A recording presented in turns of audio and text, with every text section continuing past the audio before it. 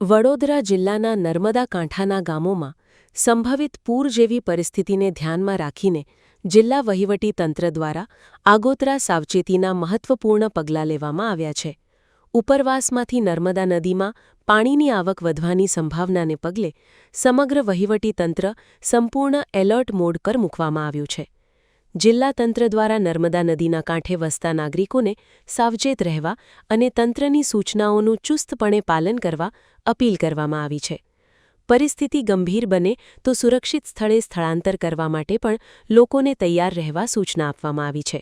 આગામી દિવસોમાં એમાં ખાસ કરી અને આજ રોજ 31 તારીખ અને આવતીકાલ 1 તારીખ આ 2 દિવસ દરમિયાન ભારતીય હવામાન વિભાગ અને સ્ટેટ ડિઝાસ્ટર મેનેજમેન્ટ ઓથોરિટી તરફથી જે રેડ એલર્ટ આપવામાં આવ્યું છે એ પૈકી વડોદરા જિલ્લાનો પણ સમાવેશ થાય છે. વડોદરા જિલ્લાના સિનોર તાલુકામાં ગઈકાલથી તંત્ર એક્શન મોડમાં આવી ગયું છે. આ બાબતની સંકલનની મિટિંગો અને વિડીયો કોન્ફરન્સના માધ્યમથી માનનીય કલેક્ટર સાહેબ તરફથી જે સૂચનાઓ મળી છે એનું ચુસ્તપણે પાલન કરવામાં આવી રહ્યું છે. આપણા સિનોરમાં કુલ 41 ગામો છે અને એ પૈકીના 12 ગામો જે છે નદી કાંઠાના નર્મદા નદીના કાંઠે આવેલા છે.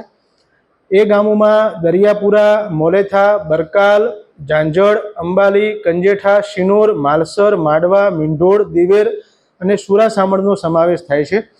એ પૈકીના 5 જે ગામો છે દરિયાપુરા, બરકાલ, અંબાલી, માલસર અને દિવેર એ થોડાક લો લાઇન એરિયામાં છે એટલે ત્યાં આગળ પાણી ભરાવાની શક્યતાઓ રહે છે. આ બાબતે સંબંધિત ગામોના તલાટીશ્રી અને સરપંચશ્રીઓને અવગત કરવામાં આવ્યા છે અને એમને હેડક્વાર્ટર પર હાજર રહી અને આ અંગેની કોઈ પણ પાણી ભરાવા બાબતની કે વરસાદને લગતી ફરિયાદ થાય તો અત્રે જાણ કરવા માટે સૂચનાઓ કરવામાં આવી છે. તંત્ર આ માટે સુસજ્જ છે. માની લો કે વધારે પડતા વરસાદના કારણે કોઈ સ્થળાંતર કરવામાં આવે તો તાલુકામાં શેલ્ટર રૂમની પૂરતી વ્યવસ્થા રાખવામાં આવી છે. શેલ્ટર રૂમમાં ખાવા પીવાની ચીજો અને મેડિકલની સુવિધાઓ ઉપલબ્ધ કરાવવામાં આવી છે. યુટ્યુબ પર KNK મીડિયા નેટવર્કને સબસ્ક્રાઇબ કરો, ફેસબુક અને ઇન્સ્ટાગ્રામ પર ફોલો કરો અને દરેક પોસ્ટને લાઇક અને શેર કરવાનું ભૂલશો નહીં.